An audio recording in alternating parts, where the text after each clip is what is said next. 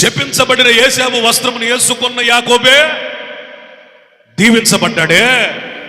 అసలు ఏ శాపము లేని, ఏ పాపము లేని పరిశుద్ధుడైన ఆయన వస్త్రం మనం వేసుకుంటే ఇంకెంత దీవెన.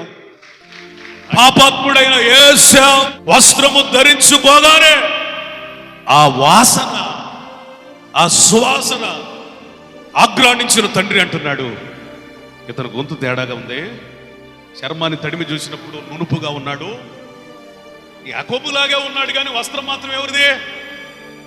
యాకోబుని ఏశావుని ఇస్సాకు నిర్ధారించుకోవడానికి, కన్ఫర్మ్ అవడానికి కారణం గొంతు కాదు, తేడాగా ఉంది, చర్మం కాదు, తేడాగా ఉంది, ఇంత తొందరగా వచ్చావు, డౌట్ గా ఉంది, కానీ నిన్ను నమ్మడానికి ఒకటే ఒకటి గుర్తు, నీ మీద కప్పబడిన వస్త్రం. స్తోత్రం, హల్లెలూయా.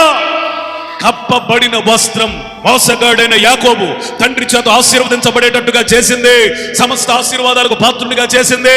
నా వస్త్రము కోల్పోయిన ఆ ఏశావు శపితమైన వాడు. ఇప్పుడు మన రెవల్యూషన్ ఏంటంటే, శపించబడిన వాడి వస్త్రం తగిలించుకుంటే అంత విలువ వస్తే, అసలు ఆయన వస్త్రం వేసుకుంటే మనకి అంత విలువ అండి. స్తోత్రం చెప్పండి.